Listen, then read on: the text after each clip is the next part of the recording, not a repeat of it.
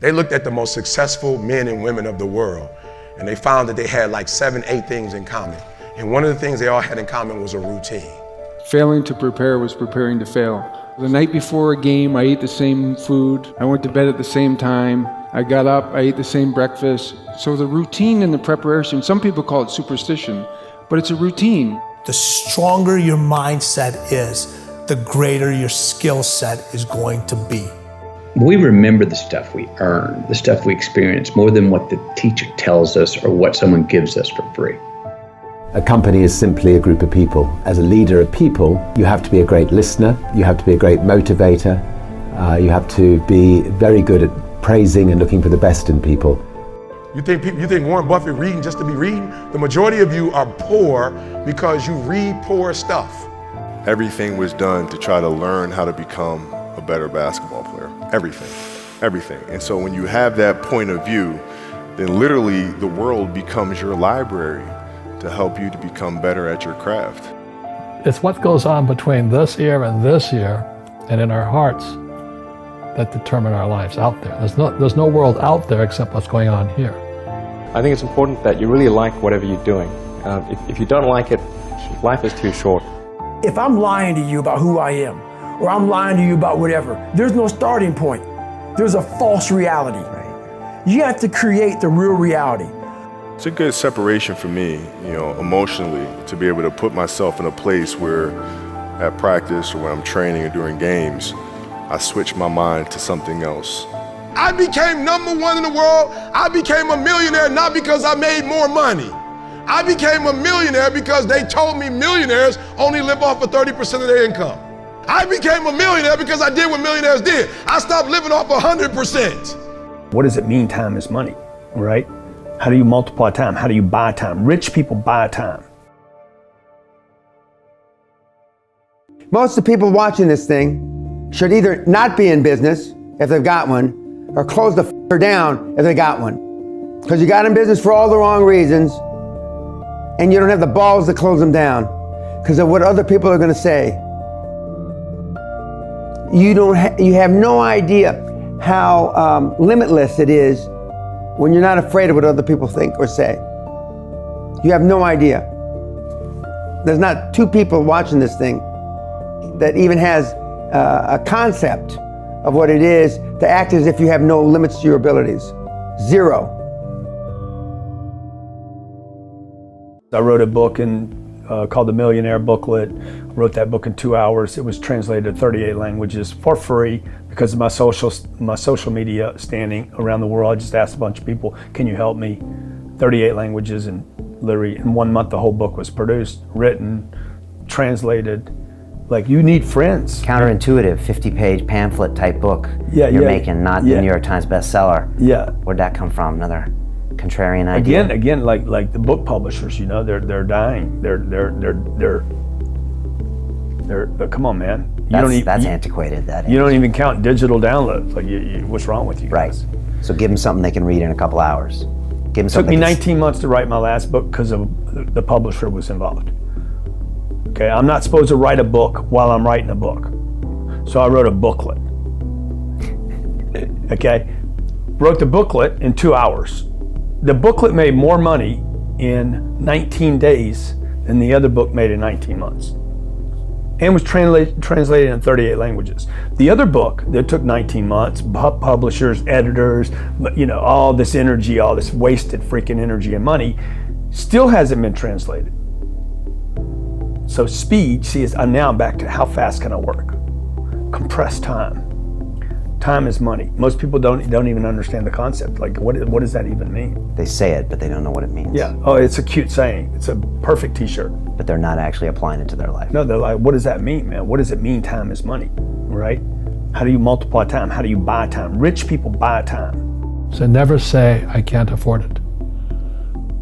My rich dad forbade his son and me to say the words, I can't. He says, ask yourself, how can I? So, the reason I have so much money is because I don't say I can't do it. I just go, how can I do it? And I just go and do it. I make a lot of mistakes. But that's how I learned. How can I? The poor people, like my poor dad, always said, I can't afford it. Do you think I made up money? I'm a school teacher. I can't do that. And I picked that up. And my rich dad never said those words. So when I meet poor people, they use the words I can't a lot. You know, it's like my wife, Kim, is gorgeous, you know, absolutely drop dead gorgeous. The first thing I said is, she won't go out with me. You know, and my friends kept saying, she'll never go out with you. And I said, well, if I let that stop me, she never will. So I asked her out for 6 months. So, do you know what I mean? It's what goes on between this year and this year, and in our hearts, that determine our lives out there. There's no world out there except what's going on here. So the people that say, I can't afford it, I can't do this, I can't get to college, the rich are evil, you know, I choose not to participate in that. And that's one thing people could change today. Correct. Right now is that dialogue in their head. Stop saying the word can't. I can't. Right. So how can I? How can I? Especially as in, I can't afford it, how can I afford that? Right. Because that opens them up to looking at it as an investment to a greater future. Right. You know, when I borrowed $300 million, I couldn't do it until I went to ask. And I got turned down so many times. I said, you know, and every time I showed the banker my financials, and he'd go, sorry. I said, look, do me a favor. Why did you turn me down? And he'd tell me, this is out, the numbers are out here. So if I get these numbers fixed, can I come and see you again? He goes, sure. And he turned me down again, but I did go back and I'd make sure the numbers were real and fix it. So it's called rejection. You know, same as my wife rejected me for 6 months. It's just a matter of personal willpower, which is spiritual. Just saying, if they can do it, I can do it. And how can I? How can I? And I think, as you once said, words become flesh. Yep. You think Warren Buffett reading just to be reading? The majority of you are poor because you read poor stuff. You watch poor stuff. You on Instagram watching fights.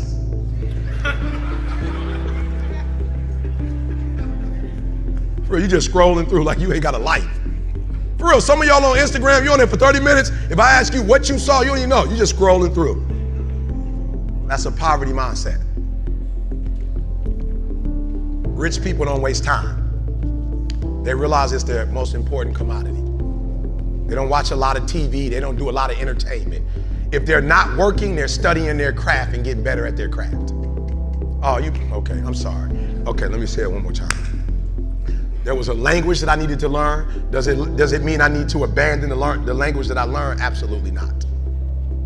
Does it mean I need to put on a shirt and tie? Listen to me. When I do corporate, I promise you, I look like this. I probably don't look this good. Sometimes I got on shorts and a t-shirt.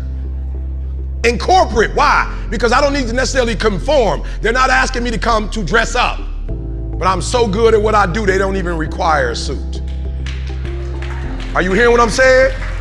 Some of us don't want to wear a suit, but you're not on that level though.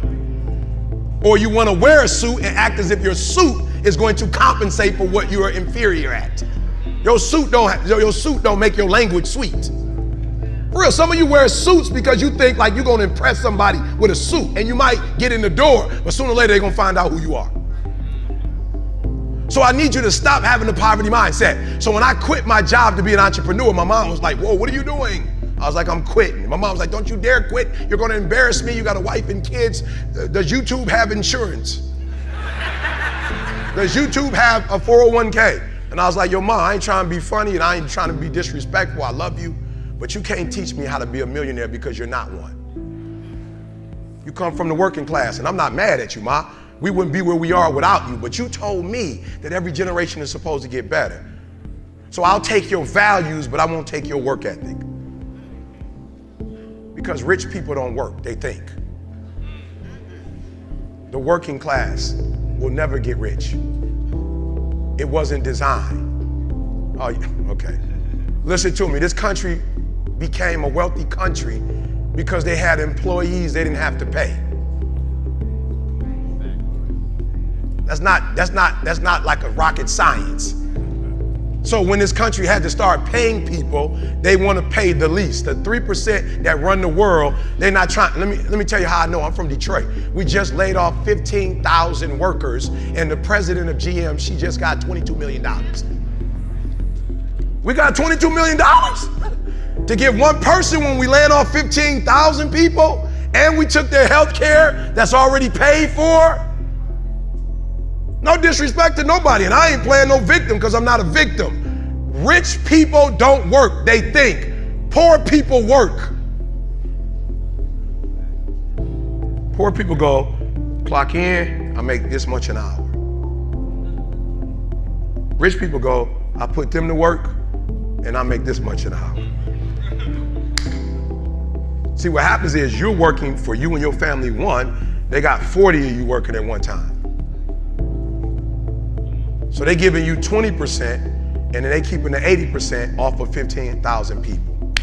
That's enough to have $22 million. So what you have to decide is, are you gonna keep being the 99%, or are you ready to be a part of the 1%? Because it doesn't make a difference where you come from, high school dropout. It doesn't make a difference where you come from, GED.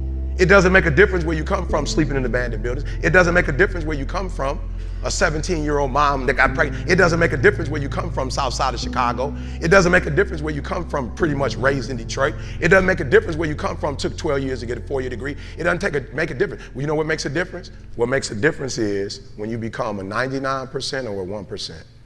And when I start thinking like, acting like, and behaving like a 1%er, everything changed. Is that clear?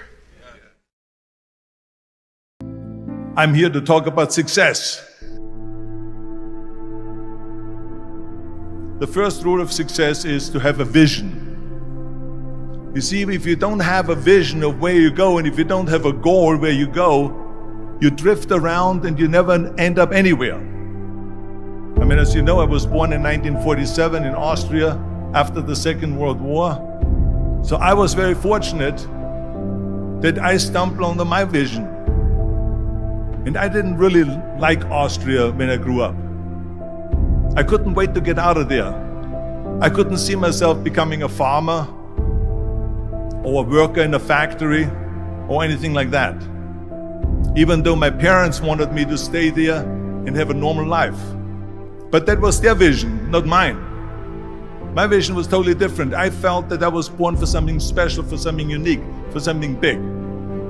Then one day I went to school. I remember I was 11 years old, and they showed a documentary about America. And there they showed in this documentary the huge skyscrapers, the high-rises, the huge bridges, the 6-lane freeways, and all of this stuff. And I said to myself, that's where I want to be.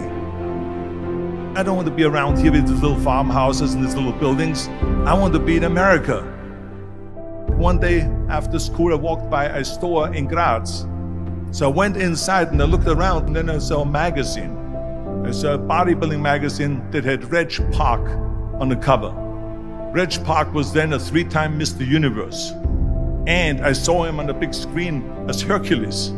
I read that and I said to myself, wow, this is the blueprint for my life. This is exactly what I want to do. I want to become a bodybuilding champion just like Reg Park. I want to get into movies just like Reg Park. And I want to make millions of dollars and be rich and famous just like Reg Park. Do you know how great it felt that I knew where I was going? Imagine the majority of people don't know where they're going. I knew where I was going, that I'm going to become this bodybuilding champion just like him. So it was just a question of how do you do it? I was so relieved, because when you have a goal, when you have a vision, everything becomes easy. So people always ask me, when they saw me in the gym in the pumping iron days, they say, why is it that you're working out so hard? 5 hours a day, 6 hours a day, and you have always a smile on your face. And I told people all the time, I said, because to me, I'm shooting for a goal. In front of me is the Mr. Universe title. So every rep that I do gets me closer to accomplishing that goal, to make this goal, this vision turn into reality. Every single set that I do, every repetition, every weight that I lift will get me a step closer to turn this goal into reality. So I couldn't wait to do another 500-pound squat. I couldn't wait to do another 500-pound bench press. I couldn't wait to do another 2,000 reps of sit-ups. I couldn't wait for the next exercise. At the age of 20, I went to London and I won the Mr. Universe contest as the youngest Mr. Universe ever. And it was because I had a goal. So let me tell you something, visualizing your goal and going after it makes it fun. You got to have a purpose no matter what you do in life. You got to have a purpose. But you have to do something every day that scares you. And that's a takeoff from Helen Keller, who said, or not said, she was deaf, dumb, everything, she couldn't do anything.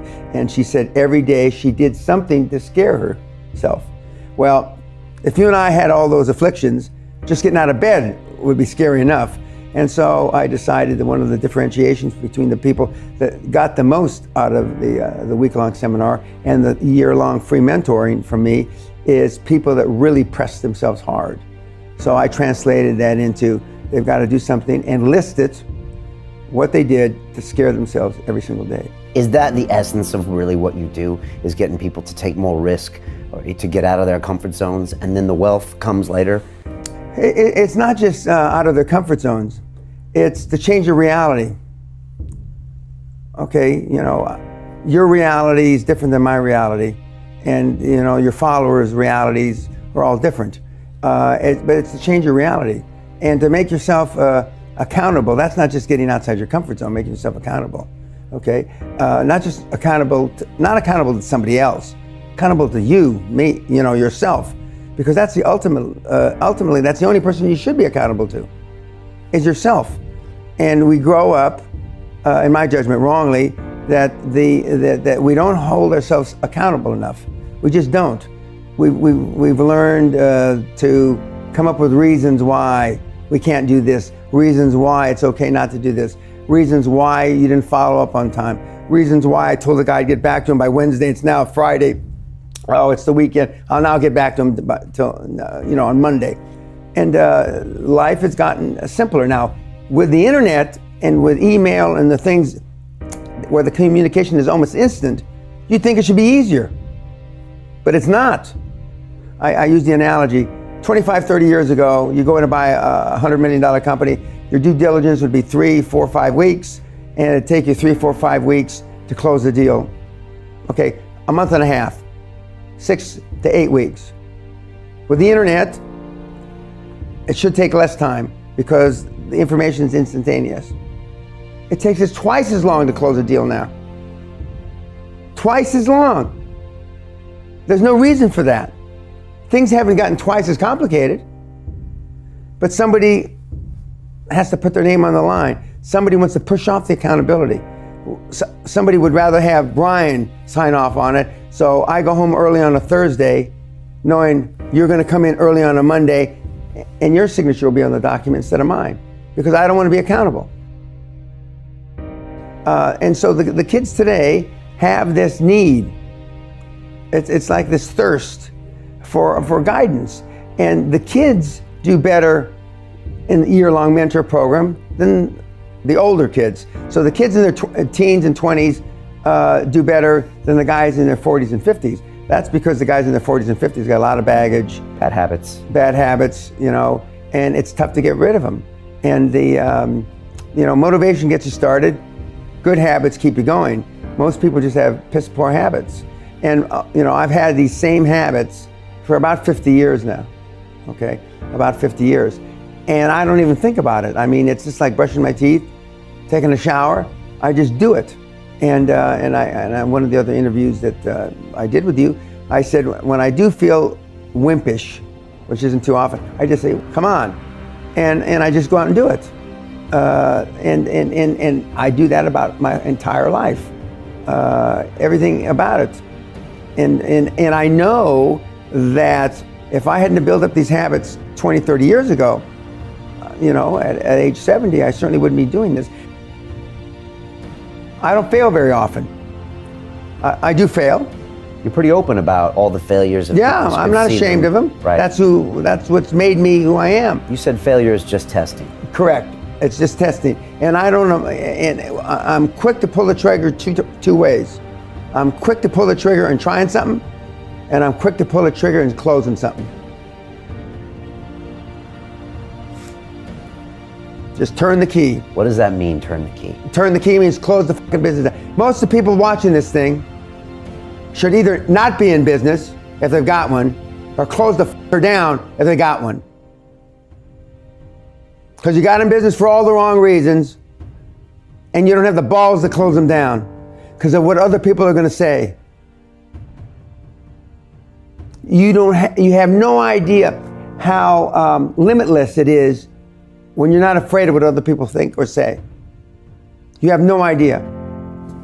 There's not two people watching this thing that even has a concept of what it is to act as if you have no limits to your abilities. Zero. Lack of self-esteem, lack of self-worth. Now they think they have self-worth. They think because they've made a few bucks. But in actuality, and when they measure it against the other 8, 10, 12 people sitting around the table, they realize, or they start to question, hell, maybe I was just lucky. Now, all of us, when you're only a one-trick guy or gal, think, was I lucky? Now, I've done it so many times, I know I wasn't lucky. I might have been lucky the first time, but I haven't been lucky the 15, 20, 40, 50, I know that. Okay. But maybe I was lucky the first time. But my life changed when I was pretty much a haphazard kid, got in a lot of trouble, got arrested 4 or 5 times, thrown in jail, and this was with my dad as a cop. But then I volunteered for the draft in 1966 at the height of the Vietnam War, and I went to OCS, and that changed my life because it was the really first real high performance thing that I could measure myself against with other people.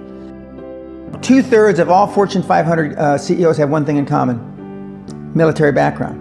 Really? 2/3 of those 2/3 have something else: martial arts. What do you learn in martial arts, Brian? Discipline, focus. A lot of people don't believe they deserve to be there. I convince them, and we have these drills, why you belong there.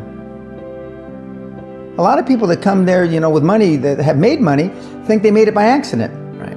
I just had one of my superstars who's made $100 million tell me in the last week, I'm not sure I'm going to have another lucky accident. And I said, you did it. I mean, you tried a lot of things. I believe Thomas Edison, I wouldn't have done it 10,000 times. Okay. I would have hired an engineer from MIT to do it. But I mean, I've tried a lot of things. Nobody's failed at more things than I have. And the first 100 million are successes, but I could write a book about failures that'd be, because I've tried a lot of different things. Because failure is just testing. And one of the reasons I've been so successful in generating this equity and value in my kids, and I call you all kids, is because I convince them that making a mistake is okay. Your parents probably told you, you can be anything you want, but you can't. That's horseshit. You can't.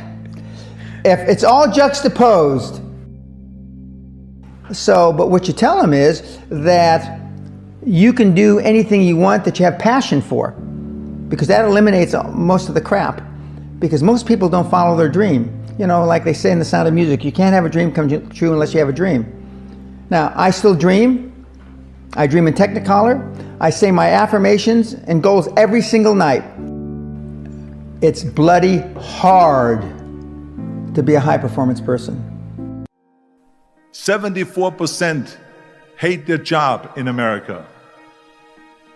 Now, there is not much different when you come to Europe. The majority of people don't like what they're doing because they're really not doing it because they didn't have a goal and they followed this goal. They just aimlessly drift around, and then all of a sudden there's a job opening, so they get that job because you have to work. But then when you work, it's a chore. It's work. It's not fun. So if you think about only a quarter of the people really enjoy what they're doing in life. That is unbelievable if you think about it. So I felt so blessed that I knew what I was doing.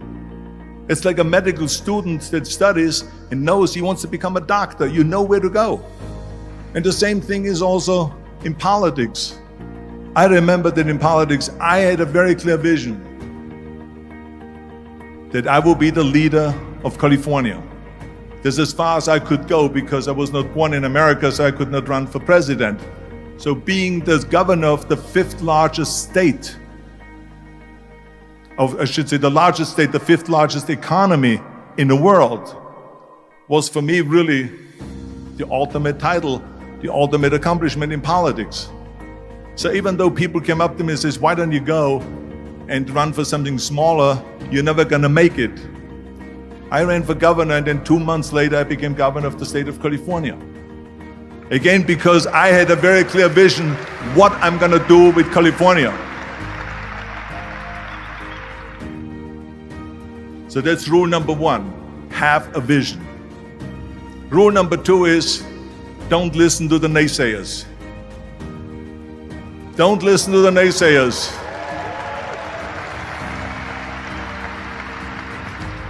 Everything I ever did, the thing that I heard out of people's mouth was, that's impossible. That can't be done. Or no.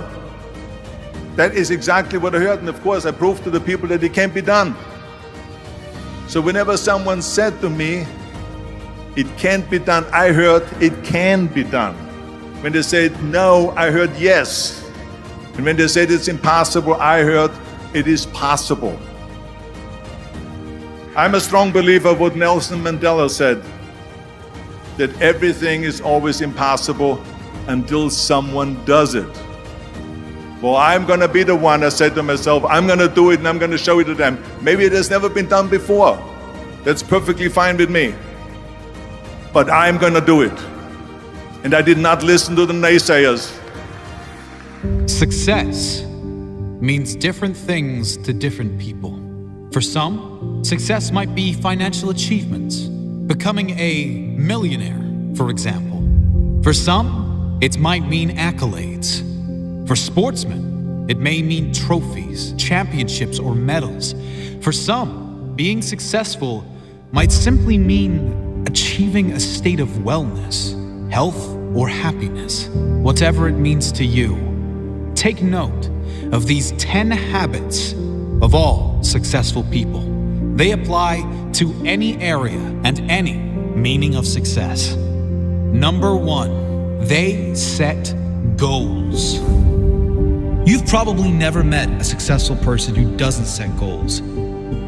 Because the chances of you finding what you want without a clear target to move forward are right around 0. If you don't know where you're going, you will end up someplace you didn't plan to be. Setting goals should be the number 1 priority for anyone seeking success. Define exactly what it is you want, your end goal. Break down exactly what is required to get there. Mini goals. Make sure your why, your reason for doing what you must do, is strong. So when you hit those roadblocks, when things go wrong as they always do, you have the strength and purpose to keep going. Number 2, they take responsibility for their life. Another key attribute of all successful people is they take complete responsibility for the success and the failures in their life. Unlike the majority, they never play the victim role. If something doesn't work out, they don't blame others. They learn the lesson. Learn one more way not to do something and move on quickly. Your energy is always best spent in the present and planning for the future. Your thought process should always be, how can I make this work? And what can I learn from this? Never living in the past or making excuses as to why you aren't where you should be. Remember, everyone suffers setbacks. Everyone. has the opportunity to either blame others and circumstances or to focus on moving on and creating a better future. Regardless of what has happened, you decide what you do now.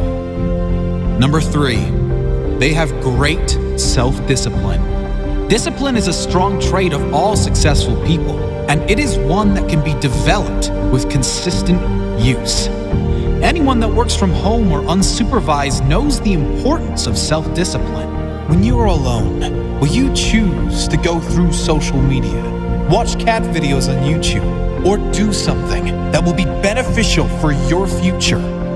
It is much easier to have discipline if you have clear goals and a meaningful purpose, something that is much more important than meaningless distractions.